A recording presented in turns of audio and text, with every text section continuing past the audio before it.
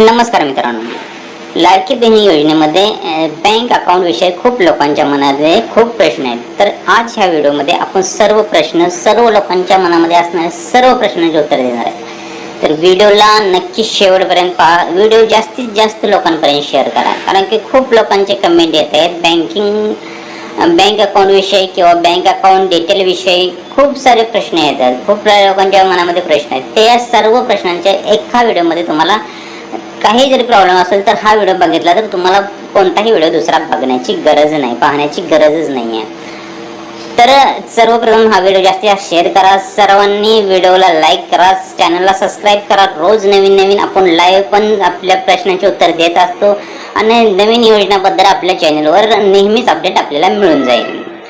तर bank account detail बद्दल खूप लोकांचे प्रश्न असे आलेले आहेत की सर, मी बँक अकाउंट डिटेल माझ्या फॉर्म भरताना माझी बँक अकाउंट डिटेल किंवा पासबुक मी वेगळं अपलोड केलेलं आहे, आधारला माझं बँक अकाउंट वेगळं लिंक आहे, म्हणजे आधार सेडिंगला माझं बँक अकाउंट वेगळं दाखवत आहे। तर मला कोणत्या अकाउंटवर पैसे मिळतील का? माझं फॉर्म अप्रूव्हल पण झालं आहे। खूप लोकांचं असे म्हणणं आहे माझं फॉर्म अप्रूव्हल पण झालं आहे, मला माझं बँक अकाउंटचे डिटेल चेंज करायचे। तर एक गोष्ट लक्षात ठेवा, खूप महत्त्वाचा प्रश्न आहे हा की बँक अकाउंट आपल्याला चेंज करता येते का? खूप लोकांचे जे बँक अकाउंटला लिंकिंग अकाउंट आहेत, म्हणजे आधारला लिंकिंग बँक अकाउंट आहेत, ते सध्या बंद आहेत, इनॅक्टिव्ह आहेत। अशा लोकांचे पण प्रमाण खूप जास्त प्रमाणात आहे।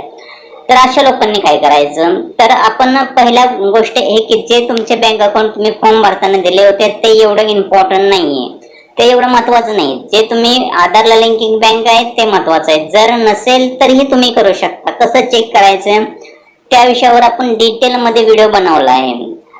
राहिल्या गोष्ट पेमेंट कोणत्या अकाउंटवर येणार आहे? तर पेमेंट आपल्या आधारला जे बँक लिंक आहे, तुम्ही फॉर्म भरताना कोणतेही अकाउंट द्या, काही प्रॉब्लेम नाही। फॉर्म अप्रूव्ह झाला त्यानंतरही तुम्ही बँक अकाउंट चेंज करू शकता। जे अकाउंटला तुम्ही आधार कार्ड लिंक कराल, ज्या अकाउंटला बँक अकाउंटला आधार कार्ड लिंक कराल त्या अकाउंटला तुमचे पेमेंट जमा होणार आहे। खूप लोकांचे गैरसमज आहेत की आमचे आधारला बँक अकाउंट वेगळं लिंक आहे, आम्ही त्या ठिकाणी वेगळं अकाउंट दिलेलं आहे। तर काही प्रॉब्लेम नाही, फॉर्म अप्रूव्ह झाला आहे तुमचा, पेमेंट तुमचं जे होणार आहे ते आधार लिंक म्हणजे डीबीटी मार्फत होणार आहे। डायरेक्ट बँक ट्रान्सफर अशा प्रोसेसने ते पेमेंट केलं जाते, म्हणजे ज्या आधारला तुमचं बँक लिंक आहे त्यावर डायरेक्ट पेमेंट केलं जातं। अजून एक महत्वाची गोष्ट म्हणजे खूप लोकांची जुने अकाउंट आहेत, आधारला लिंक असणारे जुने अकाउंट असल्यामुळे त्यांनी त्या अकाउंटकडे लक्ष दिलं नाही, ते अकाउंट बंद पडले आहेत आणि ते अकाउंट इनॅक्टिव्ह दाखवत आहेत।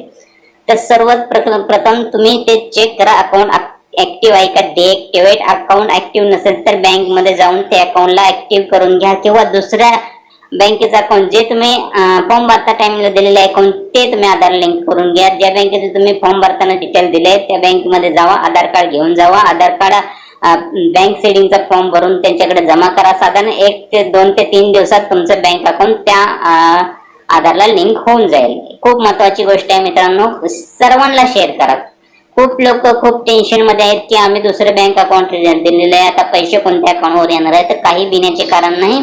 आधारला बँक आता पण चान्स आहे तुमच्याकडे, अजून पण चान्स आहे, लिंक करून घ्या। जे आधारला लिंक करतात त्या अकाउंटवर तुमचे पेमेंट जमा होईल।